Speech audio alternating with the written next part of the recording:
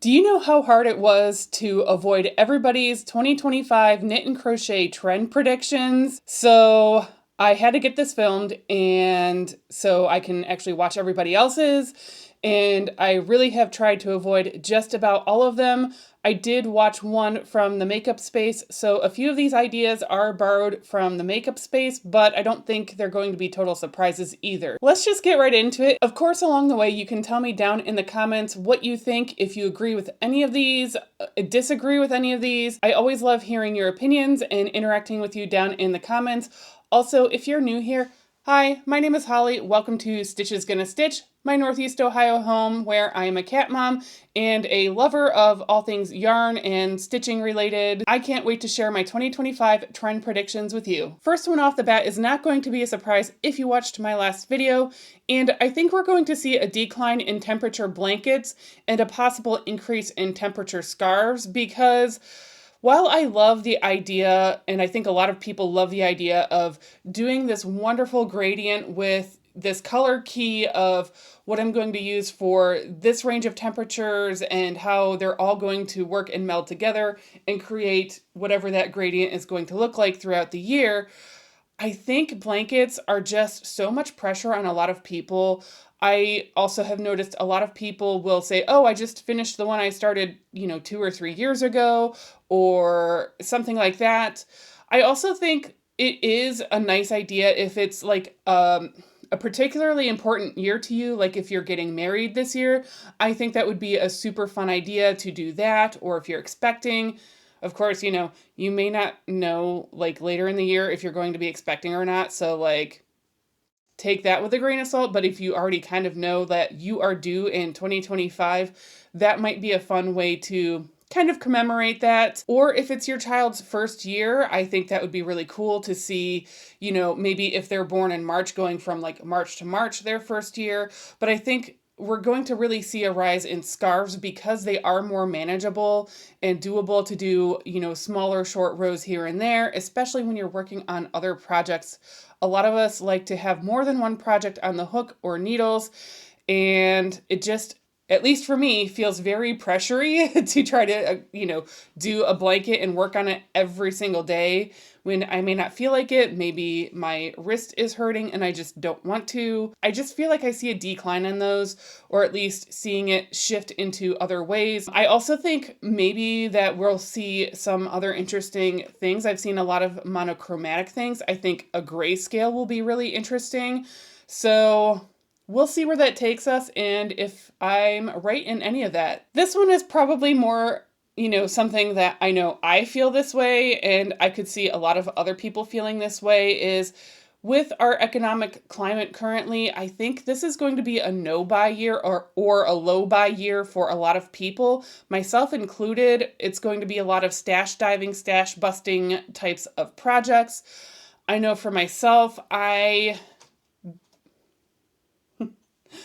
I'm currently working on my 2025 goals, and one of them is to make it an extremely low buy year.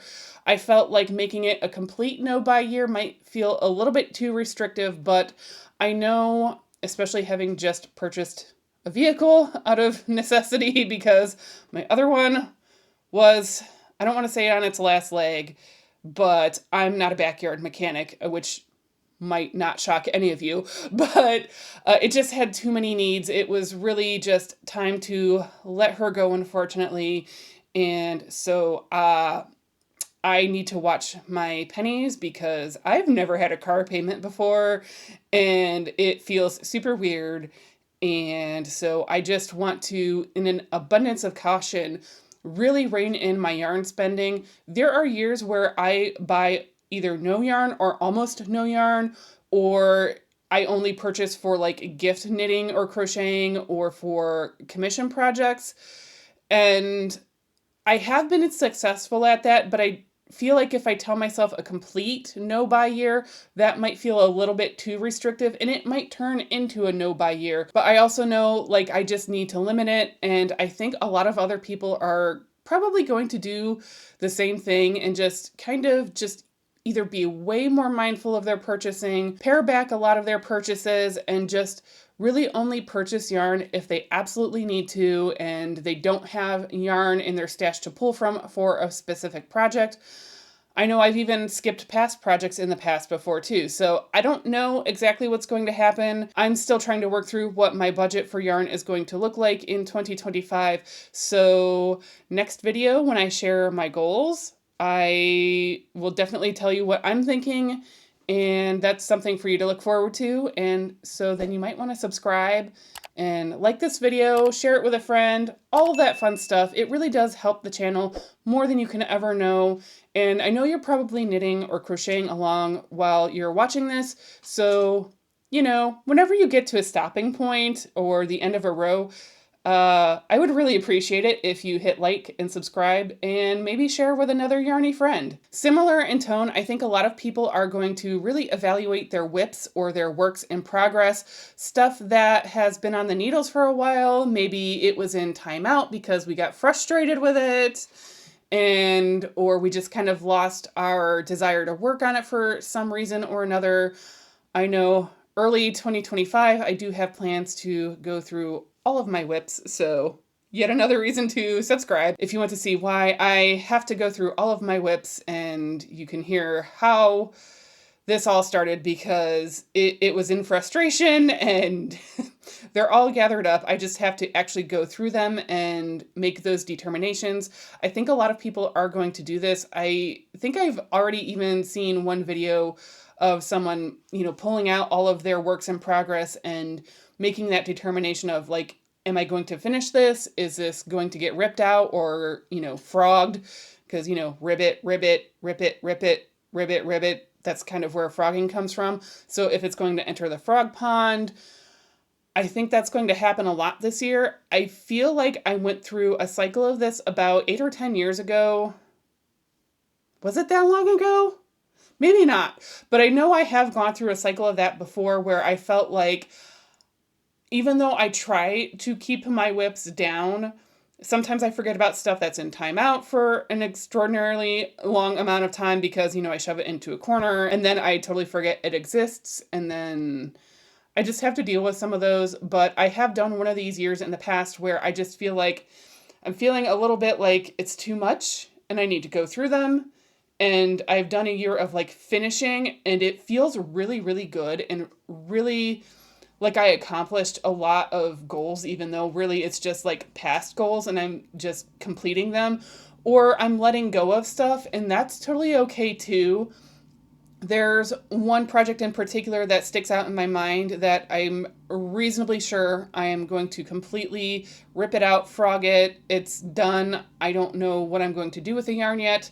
There's one I'm totally on the fence about, so if you're not already active on my community tab, I will probably put a post up between now and when I film that video to take a vote and see, should I finish this project or not? Because I am so on the fence and torn about it. I don't know what to do. So I would love to hear your opinion when that post goes up.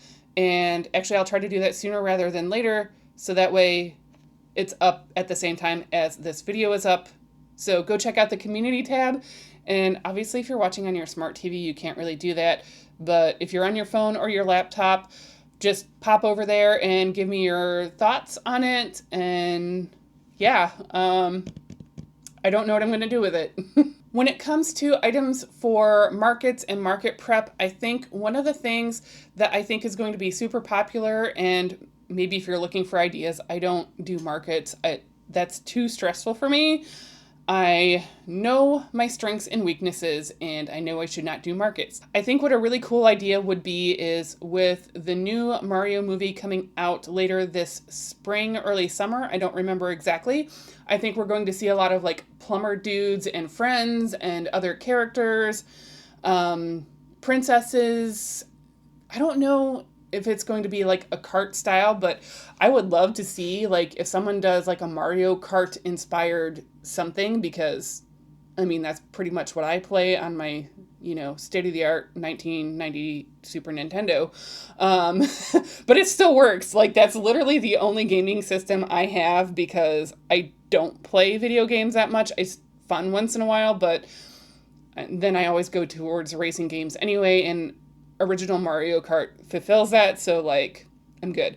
But anyway, I do think that we will see a lot of that, and I think it's going to be a great market item, especially with a movie like that coming out. And the first one was so popular, I don't see that the second one is going to drop off in popularity at all. I know I definitely plan to see it, so, and I'm not a moviegoer, but I do definitely plan to go see that. So I'm looking forward to that and what everyone comes up with for Plumber Dudes. Similar in tone with like amigurumi and that sorts of things, plushies. I really do think that people are still going to use the kawaii, the like derpy looking eyes that look like crescent moons. And even though I already feel like it's played out, I think people are still going to gravitate towards them and really just milk those for all they're worth. And I do think they are cute sometimes. I think I just see them way too much personally. So I know from most of mine, I don't know if I've ever actually used them. I think I only have a small pack of them, and I just haven't gotten to the project where I was like thinking about using the kawaii style, where it's like the cutesy, like derpy look. But I think probably by the end of the year, we're going to see more of the standard, like actual like eye style, you know, safety eyes come back. I think also it's fun to see like the felt eyes or like the embroidered patch eyes. I've seen those on Etsy. I think those might start coming up in popularity later this year. I don't know exactly what that looks like yet, but I do feel like people are still really, really going to use those safety eyes, even though I think they're already like getting to the point of played out. I think we're just going to see them ad nauseum, and they're not going to slow down until probably the end of this year, early next year. This trend that I'm predicting, I've already kind of seen a little bit, but not in the way that I've been kind of hoping to see or that's spoken to me. And where this is coming from is I purchased ribbed leggings from a company that I have in years past, and I expected when they came that they were going to be pretty much the same thing, just, you know, one size smaller. And I noticed the ribbing on them was a lot thicker and more sweater-like, and I was here for it. They were soft and sumptuous, and there was just something about that, like, that, you know, deeper rib, like not quite corduroy, but just the very sweater legging look. So I think we're going to see a lot of knit sweater leggings. I think crochet pants or pajama bottoms might become popular. I don't know what all styles are necessarily going to come along, but I feel like we're starting to kind of see pants really come in a way that's not like the 70s and 80s, like, you know, they're a meme for a reason because they're just special to look at and not in the taste of too many people. But I would love to myself possibly make ribbed leggings and with cables and stuff like that. I just think it would be super cozy. So that's just, maybe that's more of a wish list than a trend. But I feel like since we're already seeing it in some other parts of fashion, that it might bleed into the knit and crochet community. And I know it's going to be incredibly difficult to make those patterns. I wouldn't mind paying more for well-written patterns and well-constructed patterns for them, because anyone who's even just sewn before knows that sewing constructions of pants and leggings is not easy, and it's not easy to do well. So I think that's the main reason why we just haven't seen it in the way that, you know, we see in mass-produced types of fashion. So hopefully some of the really, really talented designers out there can come up with some stuff. And again, I think it would be worth charging on the higher end for those patterns. I know that's not a popular opinion, but if it's done well, I will absolutely pay on the higher end for it. I didn't think about putting a pattern budget in with my yarn budget. So I'm glad I thought of that before I finish my 2025 goals, so that that goes into that budget section. But anyway, pants. I went to see pants. One of the things that I have noticed in the last year or two with crochet and knitting is that with the resurgence of popularity of people picking up and learning crochet and knit, and how much more accessible it is than it has been in years past, is the absolute creativity in the styles of knitting and crocheting that has come along. And in crochet in particular, I really think that this was a kind of a little bit of a moment in, I want to say, the early 2000s, but it just didn't take off the way I thought it would take off, and that is wiggle crochet. And I actually made a wiggle crochet rug for my dad, and it is super thick and it's awesome. I know, again, design-wise, it is probably not easy at all to design it. I've considered whether or not I would try my hand at it, because like it came out and there was a surge of it and then it just kind of fizzled out. So I'd like to see that come into play and come up with some awesome designs. And I'd like to see some awesome designs resurge from that. And I don't know. And I think that's also because I'm feeling like, because wiggle crochet lends itself well to rug making in particular, and we're already seeing that like rug tufting thing come into popularity. And I live in an area where I don't think that there's any one of those like rug tufting studios where you can go make your own rug, but this also is like a way to make it accessible without it being like latch hooky, because I've done latch hook. It's not my favorite. I would rather crochet a wiggle rug than do a latch hook rug. So I think that might come back a little bit. And then similar in tone is Bavarian crochet, because it produces such this interesting texture on the surface. And it kind of reminds me of, well, I don't know, because it's almost like this like textured, almost like florally-ish kind of look. Like it almost softens, like if you're into the C to C crochet, which I appreciate, but to me it's like more geometric than my taste. I feel like this softens up that look. So that's why I think that Bavarian crochet is really going to take off this year, because I've already started to see hints of it here and there and advertised, in my Facebook feed, because, that's what Facebook is advertisements, obviously. So I really think that the more people discover Bavarian crochet, the more it's really going to come into its own, and it'll be a softer kind of look to the C to C crochet. So those of us who are not as geometric in our taste necessarily would gravitate towards that, and it's another option, and still maintain like this amazing creativity. I really can't like even fathom what is going to come out in the next couple of years in crochet and knitting, because of just the amount of ingenuity that's coming out, and I'm here for it. And, just applause to anyone who has been pushing the bounds of yarn arts and fiber arts and just making this craft like true artistry and construction and just its own, like, I don't even know. It's amazing to see what everyone is coming up with, and I'm just so thrilled to be able to just even witness a part of that. Obviously, time will tell, but I think those are going to be wonderful options to have, are wiggle crochet and Bavarian crochet, just those nice textured surface types of crochet.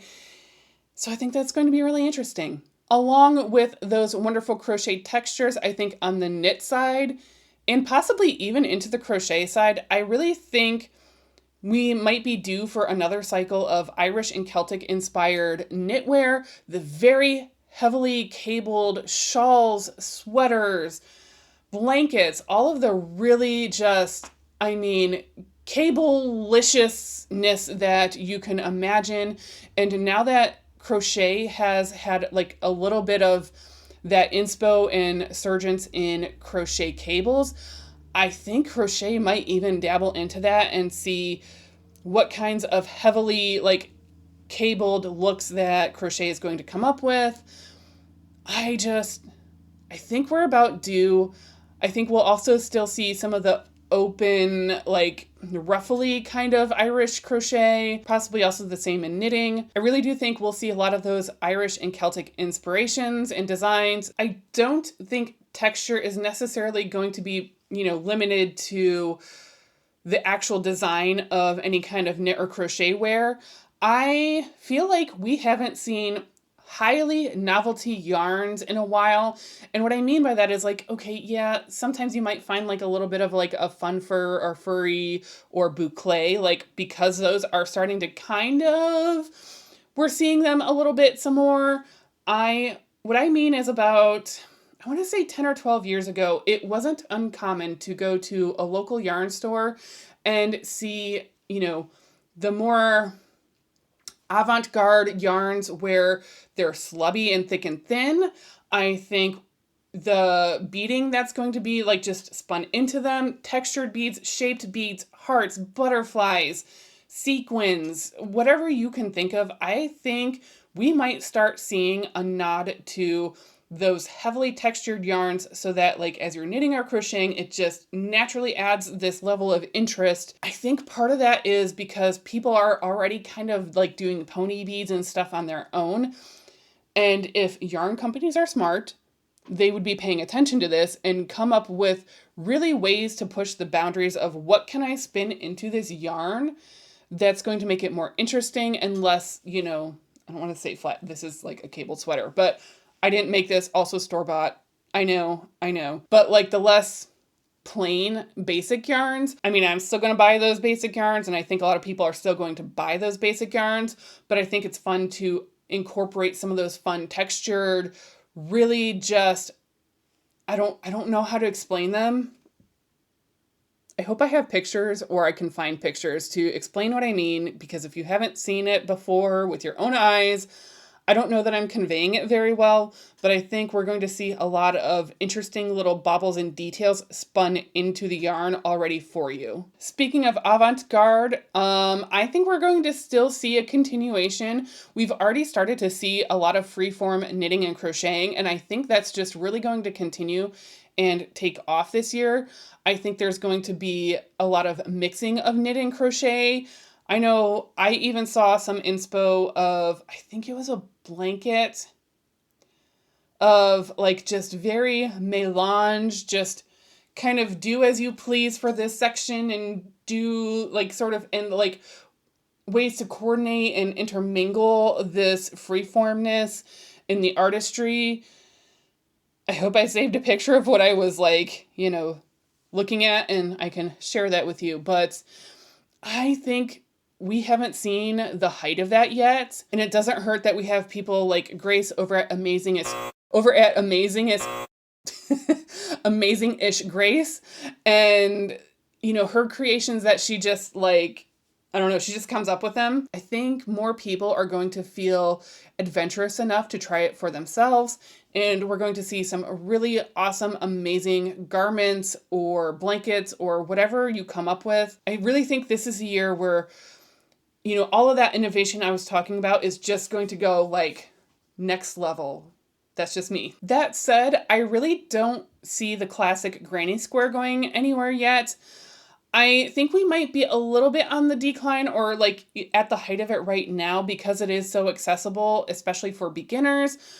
I think we might see some more interesting designs. Obviously, that hexagon cardigan that everyone was making and like I've been trying to make, and that's turning into a really interesting vlog. So I thought I was going to finish the hexagon cardigan. So I don't see granny squares going anywhere. I think we might see more designs and more interesting ways to use them. We're already seeing that a lot, but because this, I feel like we're just at this, like, the innovation is like, I don't think we've peaked yet. I don't think we've gotten sick of like the almost maximalist in design yet. I think we're still going to see granny squares everywhere. I really just think it's going to be more elevated creations, different styles of sweaters than what we've seen so far, and cardigans and things like that. I think granny squares are here to stay, at least for now. I don't think people are sick of them yet, so I expect to see more granny squares. In the plushie and amigurumi realm, we've seen a lot this year. Loaf cats, loaf dogs, axolotls, leggy froggies, chickens. We've seen hippos, penguins, all of that stuff.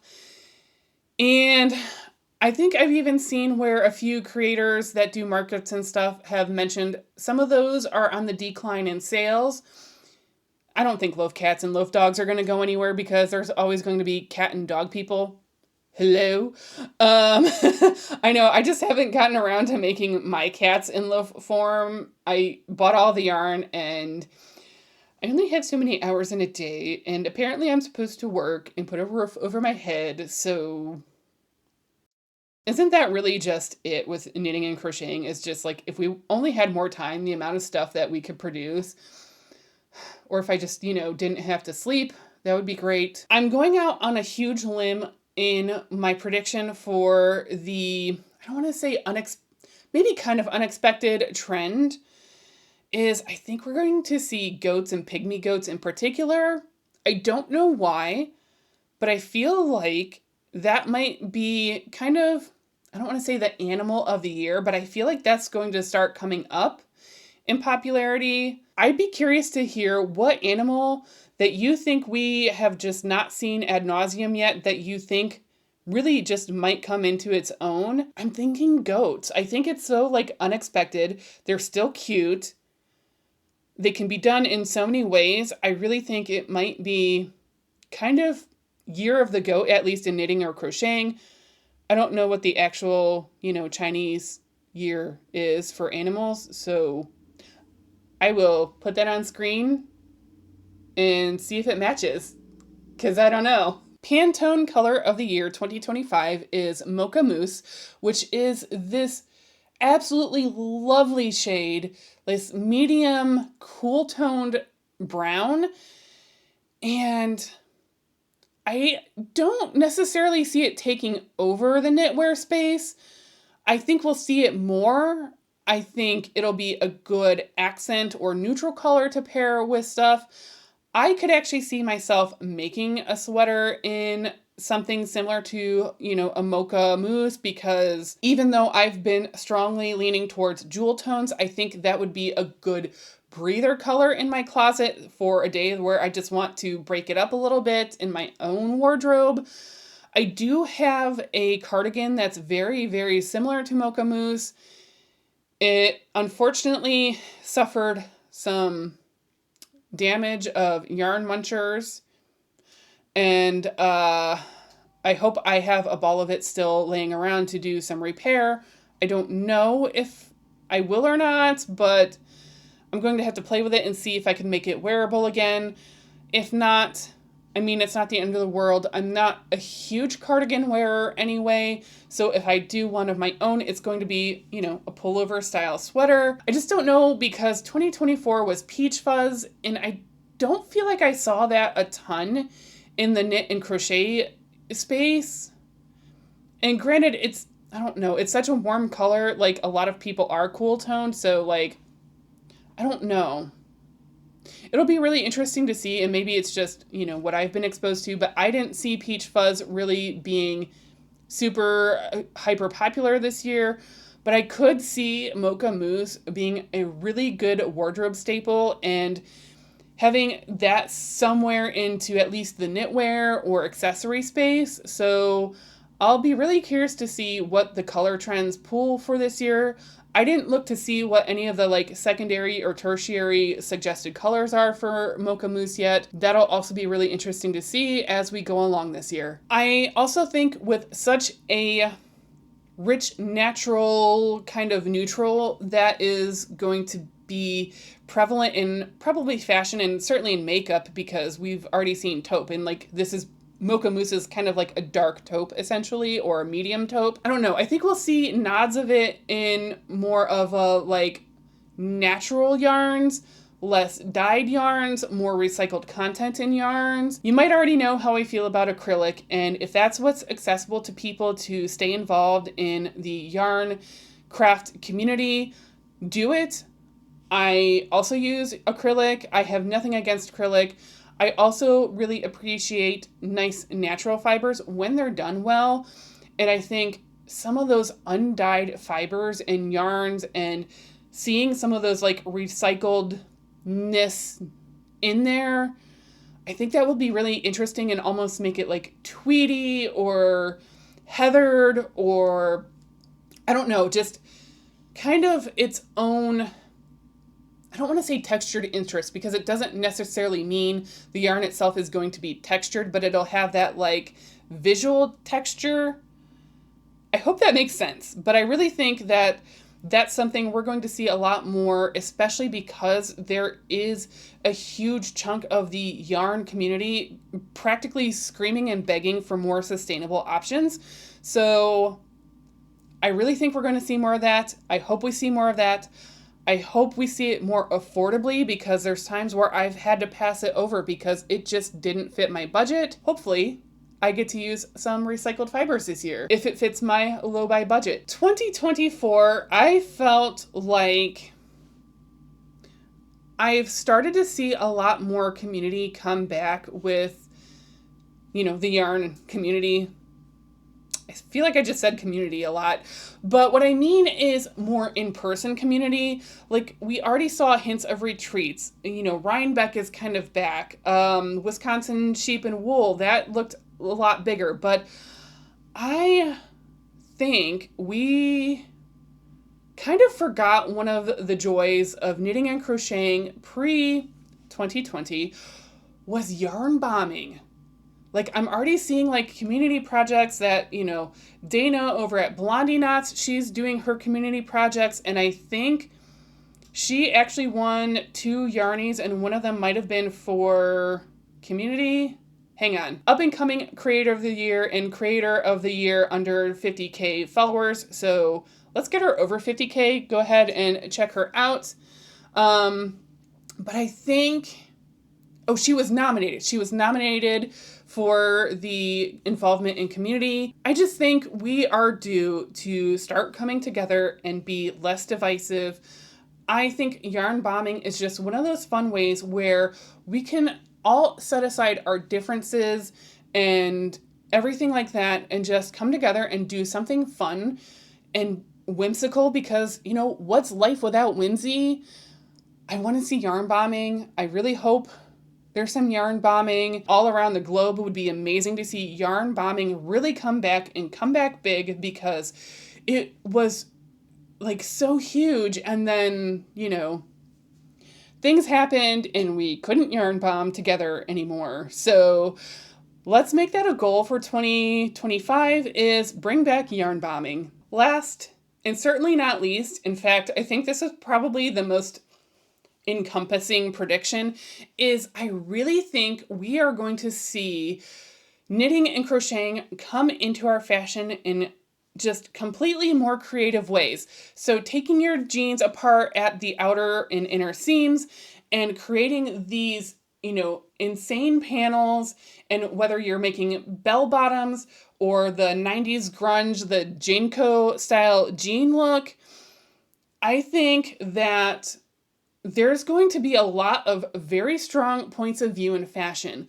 We got to this place where we got very basic girl types of things like clean girl, tomato, strawberry, whatever. And I really think that we're going to see a lot stronger points of view in fashion. And those milquetoast types of styles are, I'm probably still going to be kind of one of them a little bit. I think people are going to push the envelope and really make personal style personal, and almost like a rebellion, and just push the bounds, whether it's like a punk, goth. We're already kind of seeing some of these things. Even if you want to lean like super 70s groovy, daisy, hippie, I just think we are due for this, this fashion era that transcends like all of these like groupthink aesthetics. I really think one of those is going to be the 90s grunge. So think drop stitch sweaters that are like off the shoulder in knitwear. In crochet, we're probably going to see a lot of like fishnet style items and accessories and things like that into our wearables. I think there's going to be some embroidery on like jeans or sweaters or whatever. I know I have plans to do that personally. So I think we're just going to see where personal style is not going to be so like basic. And I think we're already seeing this with the rise in popularity of Kayla over at Alt Knots, Cactus Lady Crochet, and I'm blanking on her name, and I am so sorry, but I think we might see a lot of different things. We might even see some amazing steampunk inspiration. I also predict a lot of fiber artists are going to cross over a lot of these looks, so you might see them in one style one day, another style another day. There might even be fusion styles that we see. I could see Grace over at Amazing-ish. I'm not going to be able to say that.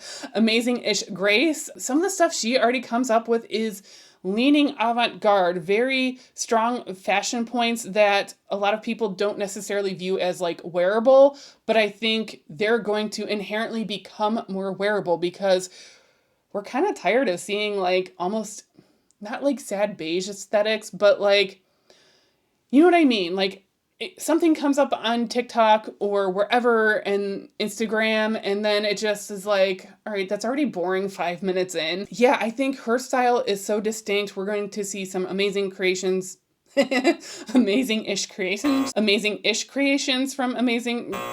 Oh my goodness.